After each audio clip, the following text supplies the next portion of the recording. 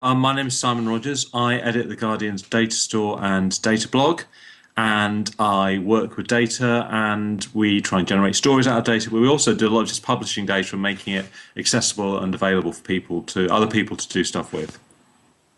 Everybody is obsessed with defining data journalism. In one level, I think it's just journalism.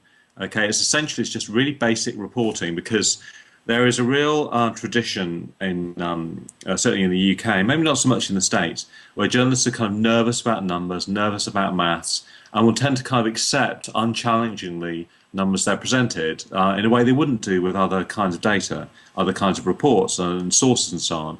So I think a lot of what we do is really just basic journalism. There's nothing kind of special about it. And I think that's going to be what you're going to see. The big people often ask about the kind of the big change is going to be in in data journalism. I think it will become just so kind of standard and normal that everybody will do it because it's such an obvious way to get stories, especially at the moment when there's so much data being released, so many stories coming out of data and numbers out there in the world. That without kind of using those techniques, you're just going to be left behind. First, you had governments opening up their data vaults, so data.gov in the States, data.gov.uk here in Britain, and cities around the world have started to do the same. I think Paris has just done it. This stuff's happening everywhere, and governments all over the place are using transparency as an indicator. How transparent they are has become a competitive feature, which is really interesting. So there's that. At the same time, you've had great big stories that you would never have been able to work on without the data, including things like WikiLeaks. You had, WikiLeaks Iraq and Afghanistan. The first two were entirely based on spreadsheets. So if you couldn't use a spreadsheet, you would miss out on the kind of essential stories in there. And at the same time, you've had these kind of big public data sets available, and you've also had these little groups. It hasn't been led by the mainstream media at all, apart from we've been there a bit, but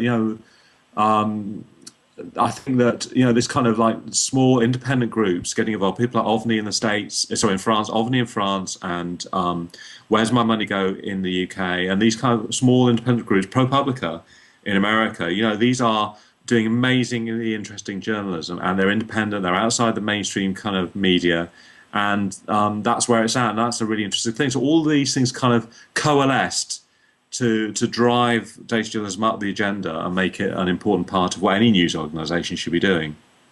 Everything is all about stories. That's the whole motivating factor. And I think what makes a data journalist different, I guess, to anybody else, like statisticians say, is that what you're doing is you're taking a kind of journalistic sensibility and applying it to the data. So you're looking at that data thinking, is that going to be a story? What's interesting about that information? What's new about it? And that is the kind of the key thing. What the data does, it just gives you stories that you couldn't get otherwise. And some people think this is weird because why aren't journalists just doing this stuff anyway? It's like, 10 years ago, or 15 years ago, when I started working, journalists weren't using the internet because they didn't have internet access on their machine. Now, can you imagine working as a journalist without using the internet? And I think it's going to be the same with data in 10 years' time. The great thing about data journalism is such a flexible format. We start both ends of that journey where we start. So often we might start with a data set that comes out, think, oh, that's interesting, let's have a look at that. But then sometimes there's a story that's in the news. Say, for instance, I don't know, during the Arab Spring, last year we were looking at arms sales from EU countries to those Arab Spring countries. Now, that is something we probably wouldn't have looked at if the Arab Spring hadn't been going on at that time. So I think it comes from both ends. It doesn't matter, it can come, I suppose you look at our kind of workflow, sometimes we start with something because it's in the news, like whatever's in the news at the moment. So you look at something like we just had a big by-election last night here, so we're looking at by-election results today. So that's in the news. So that you'll come into that way. Sometimes it'll be because you're interested in just something because it's interesting. So we do stuff which isn't particularly heavy or it's a bit fluffy. As we did like Doctor Who, the science fiction show. We did a list of every Doctor Who villain. That was just because I like Doctor Who. So I once had a news editor who said to me that when you're news editing, you should go for things that you find interesting, because if you find it interesting, somebody else will as well. And I think the same applies in this area. If there's a subject that you find interesting, somebody else will too, and you can kind of give a new twist to it or a new angle on it. So I think I think it can come from anywhere, and I think it's really there's a danger in being too kind of prescriptive about it. That people might say, right, I'm starting with the data, and that's where it's coming from, and it can come from all over the place. I mean, I guess a lot of the stuff we do is very kind of quick and dirty almost. It's very instant analysis, and that's I think that's important because we want to kind of be there while stuff's still in the news, while people are still interested in it. We can be quite innovative in a way that a lot of smaller organisations can do, but bigger companies traditionally can't. So when I asked if I could set up the data blog, there was a total, yeah, of course, go for it. I mean, I had to pretend that it wouldn't, be any extra work for me, which obviously it has been. But yeah, I think that there's a kind of there's a willingness to try stuff out, and I think the timing was right with when we did it as well. And just being there's a thing to being first actually that's kind of given us a boost in this area because we were there before anybody else. People associate us with it, and obviously we've got that. We've also got a really kind of innovative team of interactive graphic designers, people like Alistair Dant and Jonathan Richards and Alex Gruel, who work on The Guardian. So they've done a lot of these kind of the bigger, long-term kind of interactive projects. They've done very well for us. But we've also, I think, made quite good use of very short-term free tools, things like Google Fusion Tables or Many Eyes or Tableau or whatever, where we want to do something quite quickly and we can do something interesting in a kind of speedy way. And I think that combination has kind of has given us a boost in this area. And we have WikiLeaks, right? So that really kind of that was a bit of a game changer. I think before that, inside the organisation, a lot of people didn't really understand what we were doing, and I guess outside the organisation, nobody would have heard of it. So suddenly, with WikiLeaks, it changes everything, and those stories really did for us. I think it's pretty cheap actually, because you don't have to send people on long trips abroad. There's a lot of that kind of the money that gets spent on reporting. It hasn't been spent on us. We did it. Basically, I did the data blog on my own for a year, and the data store and all that stuff with WikiLeaks. That was on my own, really, with a bit of help from some of the development team, the editorial support team. But yeah, that was it. And then recently we've got a little bit more staffing, but not much. So actually, full time on the data blog, really, it's kind of me and a researcher and a part-time researcher, and that's it. So actually, I don't think people say, "Oh, how are we going to afford it?" But actually, all you need is you can use free tools to visualize the stuff. You can use Excel and SQL and other things to do the analysis, which people have anyway. So I don't think it's expensive. I think it's a cop-out. It's a cop-out. It's always expensive. People say that without looking at it, and then I kind of think, well, they're going to lose out, aren't they? I had to carve it out of my workflow. But to be honest, what I was doing before was I was working with the graphics team on providing data for graphics. So I was just accumulating all this data anyway. So actually, it's an extension of what I was already doing as a journalist. So now, I think if either organisations take it seriously or they don't. Some people do. I think New York Times takes it very seriously, although their projects tend to be big, longer-term things than we do. And I think the people like ProPublica do it really well. And some people who should do it really well don't, because they just don't get it. And I think when I started doing it, a lot of people say, why publish data? Who's going to want to look at that? And it turns out a lot of people do want to look at that. And the data blog is now the most popular blog on The Guardian. You've got commenters free and then the data blog. So I kind of think that a lot of people come to site because they're interested in something. They don't trust journalists particularly. So if you can provide the data behind the story, it makes you more transparent. And it's about kind of open journalism, which The Guardian is very keen on at the moment. But it's opening up your workings to the world and letting people come in and say you've got it right or wrong, and you can do it better or worse. We're just basically 2 desks away from the main news desk, which I think is really important, because news organisations are all about geography. It's where you sit. So we can suggest stories to the news editors, which is really good. And we try and make it very much a two-way process. We're not just taking stuff; we're giving stuff back. We provide front-page stories, often investigations for the paper. We involve some other specialists sometimes when there's a specialist area, but we might say, "Oh, can you help us write a bit of copy to go with this data?" But to be honest, most day-to-day, I suppose there's me. Obviously, there's James Ball, who used to work for WikiLeaks, who works for the investigations team, but he's also a data journalist. There are a couple of other reporters who are interested, who kind of dabble with it on the side. And then I have a researcher called Lisa Evans and another part-time researcher, and that's it.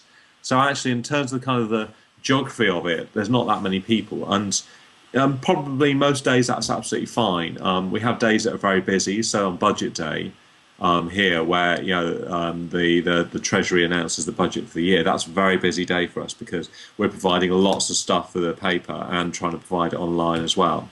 So this year, for instance, we had a kind of live graphic on the front of the site, which we sorted the data for, which just changed on a kind of rolling basis. We published pieces publishing the data sets that the Treasury were putting out, plus we tried to analyse the figures and look at some of the kind of the key numbers that George Orson was coming out, and so it's a lot of kind of work. Those kind of big days like that aren't every day, obviously. So, to be honest, it's quite a small team, and it's probably bigger in some of these smaller organisations, have more people doing what we do than we do ourselves. There is a development team at The Guardian who we can kind of co-opt occasionally, but yeah, we've used Scraper-Wiki and stuff like that before. We try and have kind of quite good relationships with people outside The Guardian who can help us. So, for instance, we've had people at Tableau who've made graphics for us, and the Google Fusion people are brilliant at helping us put our maps together, or they might try and fix a map for us if it's just not working, help us with some code.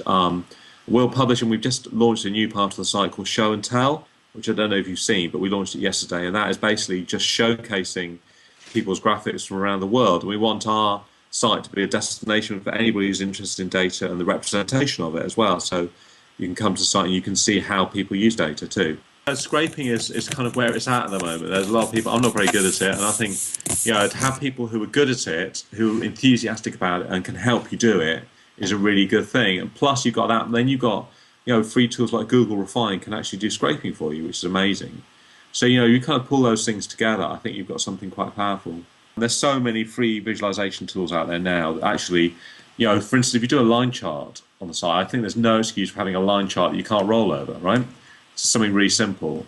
But then at the same time, sometimes you can have flat graphics. Graphics don't have to be interactive to be interesting for people. Do you know what I mean? That they can just be an image that you can look at and it can be beautiful, and that's enough. Like in the UK, certainly, I think that there's a lot of geodata which is just obscured or hidden, so you can't get hold of it. So, for instance, the Ordnance Survey has released a lot of data, but there's still a lot of data they haven't released, which is out there. And so, for instance, every time that they announce there's a change to the parliamentary boundaries, we have a real fuss getting the boundary data out to people, which is a scandal. We pay for this stuff, we should have it. I think disaggregated government data, more of that. In terms of tools, I'd really like a kind of a data visualization tool which is easy to use, but you can customize and make it look your own. But there really isn't one there at the moment. There's things you can use, like Tableau stuff always looks like Tableau. It's wonderful, it always looks like Tableau. Google stuff always looks like Google. And I think even though you can finesse all of them a bit, it's still limited. And I think hopefully we've got a development team who are working on this at the moment. So hopefully we'll have something where we'll have tools that we can use that can produce graphics in our style, and other people can take it off, can produce visualizations in their styles. What's interesting about the web is that so many things are changing, and people come up with new tools, new ways of showing things all the time, which I think is what makes this area so interesting at the moment. The way the web works is you should be, if you can see images, you kind of want to interact with it or explore it. But I think a lot of the stuff that people like is things that allow you to explore the data for yourself, right? So something that allows you to explore data and displays it in a beautiful way can be much more powerful than something that just tells you, kind of takes your hand through it. So I think I don't know what to say. The web just gives you this amazing power to kind of involve yourself in everything you look at. So a visualization that does that, that allows you to do that, is a powerful, beautiful thing. I saw something I really liked this week, actually. It was ProPublica did something. They used the New York Times federal funding database API, which basically has all the US election funding, and they did this beautiful display, which is quite a traditional visualization technique, but it was lovely, and I think that was really good. I liked. There's some work that my colleagues did in Guardian America this week, which I know it's Guardian. I really like it. Which was they took the transcripts from the US Supreme Court hearing into healthcare reform, and they kind of created an interactive around it where you could scroll through it and pick who you want to hear. You can hear the audio of it, and you can read the transcript of it. It's a really beautiful piece of work by Gabriel Dance and Phil and Cage, which I think was just wonderful. And there's also, I think the work of the Texas Tribune is brilliant. I really like the stuff they've done around their salary database. And there's a guy called Ryan Murphy there who I think is just a really good data journalist and is doing some really interesting things. I think that there are loads of bad graphics out there on the web. The web is full of bad graphics, and it really annoys graphic designers. They hate the fact that everybody is out there making crap graphics. But I think it's great. I think it doesn't matter how bad a graphic is, because it means that there's somebody there who didn't know how to do it, who's learning how to do it.